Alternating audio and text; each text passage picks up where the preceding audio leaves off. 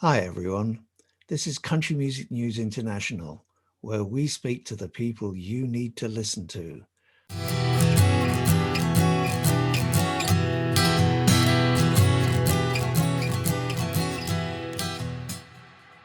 So this is Country Music News International. My name's Nigel Sharpe, and this evening, it's this evening for me.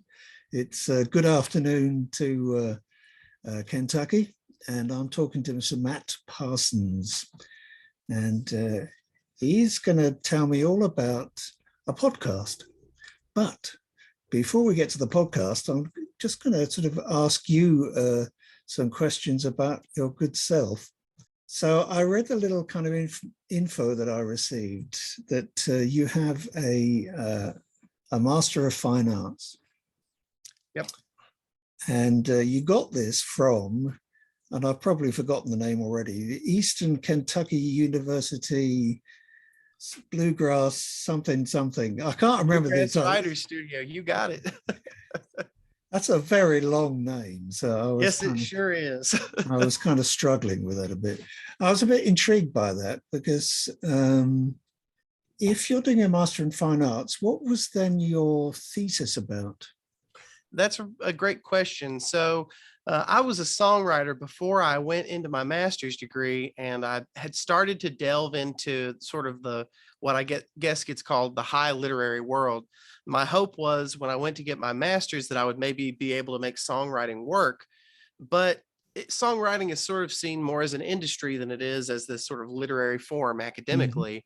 So I ended up focusing on poetry, and my thesis was on Appalachian hypermasculinity and sort of questioning that and my experience growing up and some of the male figures that influenced me as I was coming of age. So that was what I focused on when I was there. But of course, it was still very culturally rooted because I'm heavily steeped in the Appalachian culture, and I I'm very proud of it. So having got your degree, then you've gone into you're now working for a public library. Is that correct? Yes, sir. I'm the director of the Carter County Public Libraries here in Kentucky. Okay. What does that actually entail for you?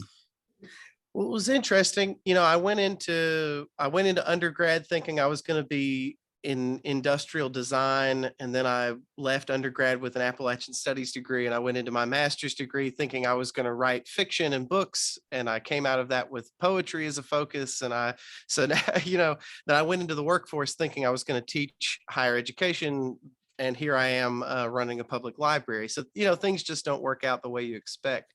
Yeah. But my mother was a librarian. When I was growing up, I grew up in the floor of our local public library. And it made such a big difference in that community and was so well loved. And then this position is our local public library, and we've lived here for about 10 years.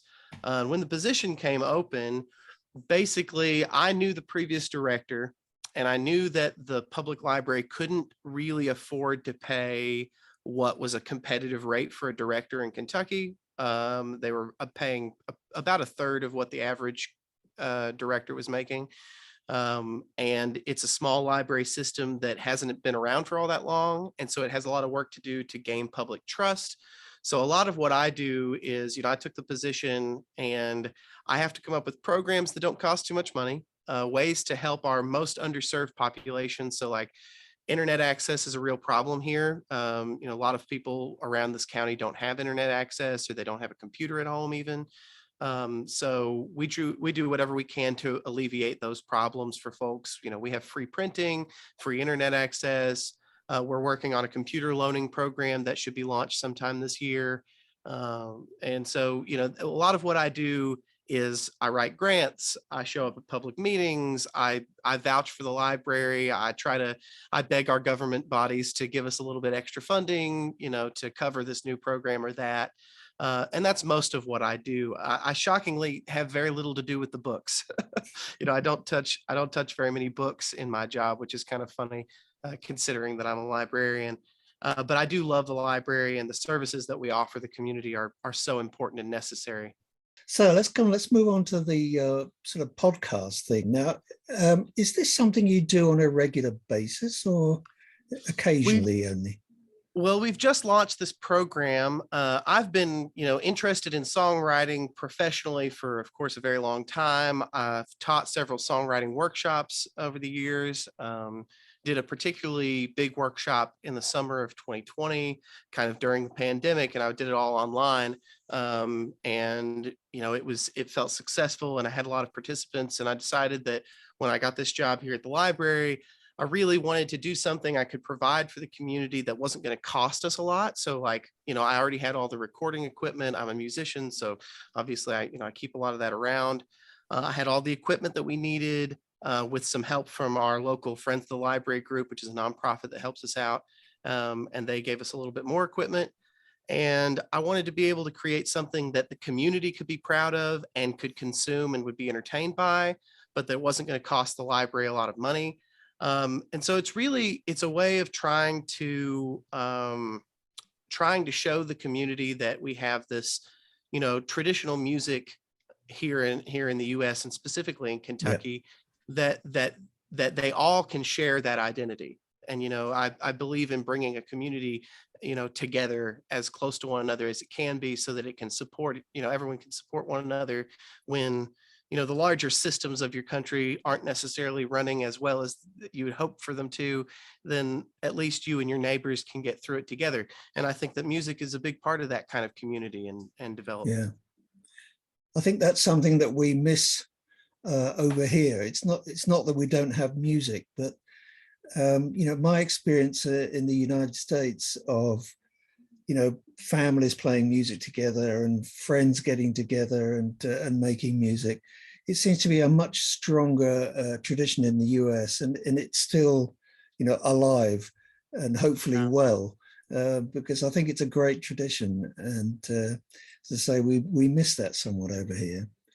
Well, and we wouldn't really have that tradition though if it wasn't for the folkways that came from the British Isles. I mean, it was Alan Lomax and this large collection of great song collectors that made these things available. A lot of what forms our tradition here was based on those old songs that were carried over the water. So we That's wouldn't have it if it wasn't for y'all. Well, I'm a member of the Cecil Sharpe house organization, the English folk song and dance organization. So I've been there a few times, and I've sort of used the library to access some of this old stuff. And of course, Cecil Sharpe did actually go over to the United States and traveled along the sort of the East Coast. But I've always concentrated more on English folk music. I mean, yes, you're quite right. A lot of the European folk traditions, went over to the States, but at least they seem to have flourished better there than they have here. Although I think the folk scene in England is good. Yeah. So let's get to Dig a Little Deeper. So Dig a Little Deeper is a podcast. I mean, it says it right there in the intro. It's a podcast about songwriting in the American, traditional sense. So country, bluegrass, folk, Americana, songwriting that really forms our public conscious, and delving into those lyrics in a way that maybe a lot of people haven't thought to. Music is so easy to consume on so many different levels that oftentimes we don't spend too much time thinking about what we can get out of the lyrics of a song. And so the point of Dig a Little Deeper was to try and bring some of those songs that, at least people in our area and in the country at large could identify with. And then, maybe break it open and show them another side of it that they hadn't considered yet. For example, I mean, the first episode is on Tom T. Hall and his great song, Old Dogs, Children, and Watermelon Wine. And when I was researching to do that, there was a lot of interesting information I gleaned from Tyler Mahan Coe's podcast, Cocaine and Rhinestones, which is a really great country music history podcast. And so his interesting bits about how that song came to be really spoke to me and encouraged me to look. The song was written in 1972 after the Democratic National Convention. So I looked back and I was looking at 1968 Democratic National Convention, which of course was a very contentious time in the US because it was held in Chicago in what was essentially a police state because of all the protests and riots that were happening. And so it was, there were a lot of conflicts between protesters and police, and it really changed the way that the 1972 election occurred. It changed the way that those policies got formed. And then that changed the way that Tom T. Hall was experiencing the world at that time. And he was a very political songwriter. So, the whole intro of that episode is this background information about the Democratic National Convention in 1972 and what made it the way it was. And then how that platform informed the way that Tom T. Hall wrote the song, because he was present in Miami during the 1972 convention, but he was playing a concert with George Jones and Tammy Wynette at the park next to where the convention was happening. And there were supposed to be a lot of protests at that convention, but according to Tom T. Hall, a lot of the protesters got way more interested in the country music than they were in protesting. And so they all came over to Flamingo Park and sat and listened to them play. And then he went home, went back to his hotel for the evening, a cheap hotel he was staying at, and ordered himself a drink and kind of got pestered by the janitor at the bar. And that's how the song was born, was this janitor at the bar that kind of wouldn't leave him alone. So I just love the background of that and how it was informed by the political environment at the time. I mean, those things always have a big impact, but we don't always think about what impact and where those sources are coming from. So you said that was, you're talking about the first episode. So this is an ongoing podcast then. The first episode aired on January 1st. Next, and it should be available by the end of this week. It'll be available on all sorts of streaming services. So it'll be on our website, and it'll be hopefully on Spotify and Apple Music and all that. So we'll have that rolled out by the end of the week. The next episode we're going to do it monthly. I don't have a lot of time to devote to it, so I have to kind of fit it in here and there. You mentioned the website, but what is that? Where can I find the website? So that'd be cartercountypubliclibrary.com. Should be that straightforward. It's real easy to find. Anyway, Matt, I'm going to bring this to a close. So I'm going to say thanks very much and for taking the time to do the interview with us.